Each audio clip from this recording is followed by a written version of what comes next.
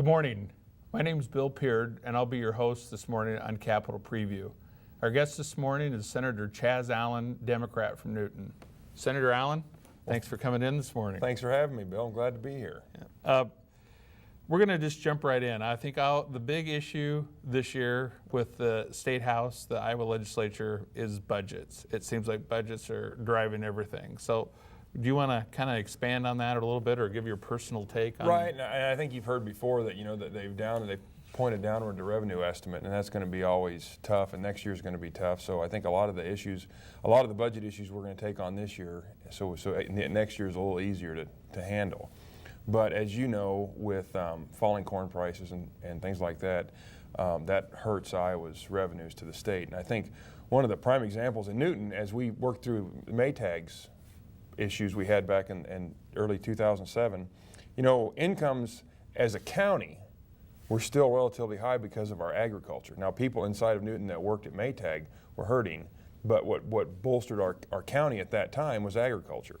Well, now that the agricultural economy is kind of going south on us right now, that's going to hurt Iowa's income.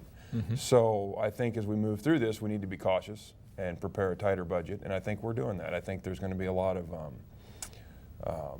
negotiations and things like that, but I think we're going to work harder to keep a budget in line with Iowa's revenues. Well, Senator, I think knowing you, I think you bring a kind of a unique perspective to your new role as senator from Newton, because you were also the mayor of Newton for a number of years, and I think you understand what economic development and what running a budget is, and so kind of give us a little bit of your background that brought you here, and you're a brand new senator this year. Yeah, I think from a budgeting perspective, you always go in knowing you can't overspend. I mean, your revenues have to equal your expenses have to equal your revenues or your debt or a fee or something. So you have to make sure the budget's balanced. It's not like the federal government where I guess that doesn't have to be done. Right. But at the city level, it's balanced, and you send that to the state to be assured. And then at the state level, it's constitutionally mandated that it's 99% of the revenues that come in. And right now, obviously, our revenues have projected at a certain amount, and they've come in less than that so far. So we're going to have to hit a moving target right now and come in and make it a constitutional budget that works. But I think that's what's nice about our state is it's constitutional that the budget must be balanced. And I think moving through, and as in Newton, we had to do that. We had to tighten our belt on a couple of occasions to ensure that our budget balanced. And but again, coming to the state, you're working as the mayor. I had a community of Newton. And as a senator, I stretch over to Altoona and eastern Polk County, which is new to me. Right. But these are also communities that are growing as well. They're growing fast. Altoona and Bondurant and Elkhart are all growing communities. Right. And what I see in my district is really nice is growth used to go westward. Right. Now it's starting to come eastward. Mm-hmm. And I think that's going to be huge when growth expands past Altoona to Mitchellville, Prairie City, Colfax, and those places. I think we're in for an exciting time, and Altoona's been a great, with Facebook, Bass Pro Shop. Absolutely. I joke that we have a tourism triangle, and I say it stretches from Altoona to Pella to Newton. Yep. There are so many things to do inside that area. You can take your kids to Adventureland. You can have an adult weekend at Prairie Meadows, the Neil Smith Wildlife Reserve. There's Red Rock Lake, Knoxville Races, the Newton Speedway, Maytag Blue Cheese. There's so many things. Tulip Time in Pella. Tulip Time in Pella. Right. There's so many things you can do in this little area that's, now some of that's not in my district, but I want to get that tourism triangle. Right. No, sounds like you're well on your way. Hey, Senator, what do you think the biggest surprise to you has been in coming to the State House? I mean, what's happened, or what have you observed that you didn't know? We as mayors go to the State House, and we've got one issue we're working on, whether it's property taxes or TIF or economic development. Right. We're focused on that one issue. Right. We go up, talk to our senators, our representatives, and we know that issue. Right. Now, as a senator, everybody's issue is my issue, and I have to learn all of those different topics and try to get a handle on those before we vote. And that's what there is so many things coming at you that you want to do a good job for people, and you want to do the right job. Right. And it's coming at you so fast, you've got to kind of shift and move to understand all the issues that are coming. A little overwhelming. It is, and I think as I talked to somebody the other day, I think as I move through this term, next year will be a little bit easier, and the third year will Right. be a little easier. But Yep. there are so many issues that people come to me and talk about that I haven't seen yet because it wasn't through my committee or hasn't come to the floor. Right. And you've got to start looking outside of what you're doing and what the other committees are doing so you can answer your constituents' questions. Absolutely. You served on Veterans Affairs and heard from Woodbury County officials about their veteran treatment courts. Tell us about what the veteran treatment courts are about and what they had reported back to you. Well, something that's near to me is when a veteran comes home from serving. There could be issues outside of, that they're bringing back some of the traumas they had when they served. And that creates problems, PTSD, PTS.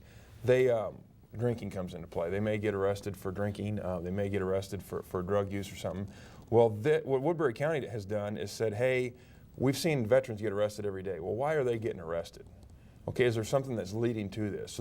So they pull the veteran aside and talk to them and understand that, hey, there's an underlying issue here that's causing this. Can we fix that so this person doesn't just get put on papers and go through a judicial system? So we move it to the Veterans Treatment Court where they're putting a more stringent 18 months, 12 months, so they get what they need to fix the underlying problem. And also, what I'm pushing for is to get the VA involved so that when they're done with their treatment court, that they have the benefits that they're owed. Maybe they're owed a disability payment. Maybe they're owed some kind of counseling from the VA. If they can get that, I think when they're done with their tour of treatment court, they've served their time, then they can move on. They'll have a job, they'll have money for a car, things like that. So these veterans can then be an active part of society, and then we can treat the issues that they might have. Yeah, very good, Senator. I think it's important that we recognize the veterans and what they've done. Absolutely. And give them their, obviously, their respect too. Education is your first big issue. How do you school funding and start date playing out? How do you see the school funding, and the start date playing out? Well, I think from what I've heard from several superintendents is I think the compromise that they've come up with in the House is starting on the 23rd. Some of my superintendents have said, hey, if we can just start in the fourth week of August, after the fair, before September 1st, we'd be fine. And that seems to be the compromise that's coming. I don't know all of the issues surrounding that, but that seems like where we're going to go. And then school funding, obviously that's going to be my first big debate on the floor of the Senate. Obviously the House did 1.25. We in the Senate had said 4%. I'm sure it's going to wind up being north of 1.25 and south of 4%. I think because the government that we have set up right now is a Democrat Senate, a Republican House, and a Republican governor. And we're all three going to have to work together to ensure that we do fund the schools. And I think there's people in the caucuses that want more money for schools. There's people in the caucuses that want less money for schools. So I think by putting these two plans out there, we'll have a robust debate on both floors.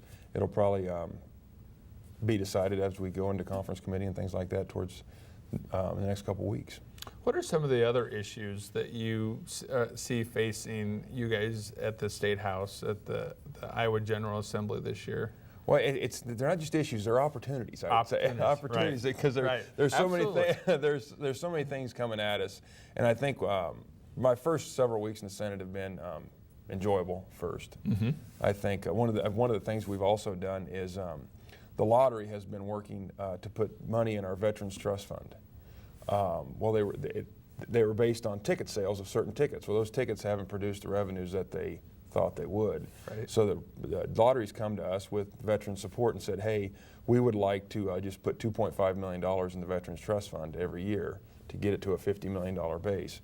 And that's coming up, and we voted that out of subcommittee, and it's now, I believe we've taken it through the full committee, and it'll go to the Senate floor. So that's something that's going to get the Veterans Trust Fund consistent, and it'll get so that we can spend the interest on what the veterans need. And I think that's a positive thing we've done this session as well. Senator, I know you serve on a very important committee. All the committees are important up there, but the Commerce Committee is kind of one of the crown jewels of the committee. What else is going through the Senate Commerce right now that you're interested in? Well, obviously, there's an internet protocol bill going on. I'm not sure where the broadband bill will go through. I'm thinking it will go through our Commerce Committee. One of the things that broadband, and you know this, I worked with Iowa Telecom, and we've been battled with this for many years to get internet to the rural areas. And we've done that, Mediacom's done that, but it's still tough to lay a cable 1 mile when you only get 2 customers. Right. And then you can lay it across a town and get 50 customers per mile, but you want to go south of Newton towards Knoxville and drop it, and you might get 10 houses in the next 2 miles. So it's tough to lay $800,000 expense out and then expect $50 a month to pay for that. So we battle with that. And I think new technologies are going to come along. Obviously cellular, all the wireless technologies will help us solve some of these problems. But it's one of those things where we've battled this for quite some time. I think trying to make sure we get internet. I mean, it's a hugely complicated problem, Senator. I think everybody's aware of it, or it wouldn't be in the news every week.